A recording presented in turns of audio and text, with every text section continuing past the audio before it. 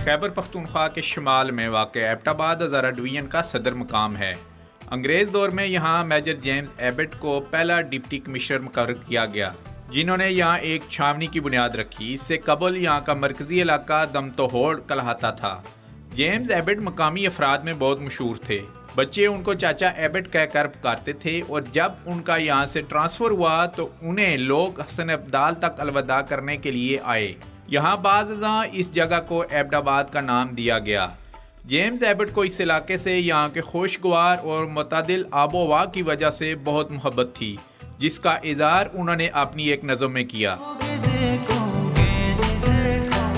जब हम बात करते हैं हिस्ट्री की, तो उस वक्त का जो डिस्ट्रिक्ट हज़ारा था, उसके पहले जो डीसी थे ब्रिटिश राज में, वो सर जेम्स एबट थे और उन्हीं के नाम पर इसका नाम भी अब रखा गया है एबटाबाद। हमारे साथ मौजूद हैं यहाँ पर नेशनल यूथ असम्बली के फर्स्ट प्रेसिडेंट अनान अली अब्बासी साहब, जिनका हिस्ट्री के ऊपर भी और कल्चर के ऊपर भी और यूथ की आवाज़ को भी बहुत पसंद करते हैं, अच्छा खासा अबूर है।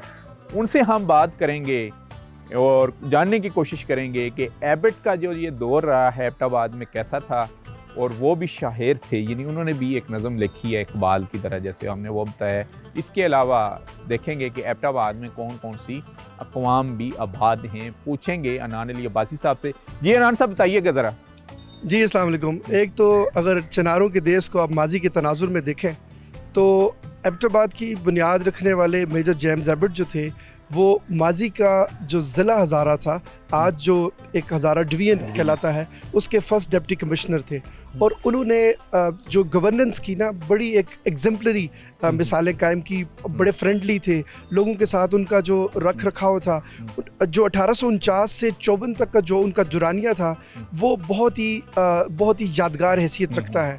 उसमें तारीख़ी तौर पे ये चीज़ इसके शवाहिद मिलते हैं कि जब वो यहाँ से गए 1854 में, तो यहाँ के जो बुज़ुर्ग थे वो उनको पैदल सी ऑफ करने के लिए हसन अब्दाल तक गए थे। तो ये हाईएस्ट रिकग्निशन थी किसी एडमिनिस्ट्रेटर की कि पब्लिकली उसको इतनी एक्सेप्टेंस मिली। और बाद में एबट जो है उसके नाम के ऊपर शहर का नाम भी रख दिया गया। तो जब वो यहाँ से गमज़दा हालत में गए तो वो उदासी के आलम में उन्होंने एबटाबाद की ब्यूटी को इन लफ्ज़ों में, I remember the day when I first came here, ये उन्होंने पोइम लिखी जो तारीख़ी तौर पे उसको यहाँ पे जो हमने एक हिस्ट्री के तौर पे एक एक तारीख़ी झलक के तौर पे यहाँ पे महफूज है टाउन एबटाबाद की बिल्डिंग के अंदर।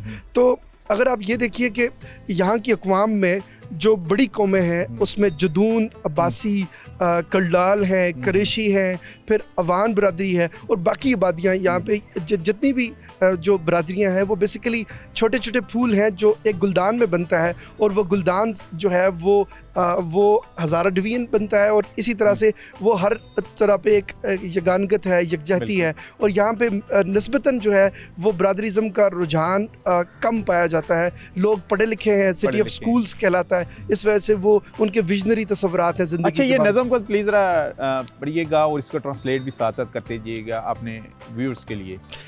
ये बेसिकली नज़म जो है उनकी फीलिंग्स का अहाता करती है, जिसमें वो एबटाबाद की खूबसूरत फ़िज़ा का ज़िक्र करते हैं और फ़िज़ा के साथ साथ वो अपने जो इस फ़िज़ा के अंदर जो फितरी हुस्न है उसको हाईलाइट करते हैं। अच्छा, I remember the day when I first came here and smelled the sweet Abbottabad air and the tree and the ground covered with snow give us indeed a brilliant show.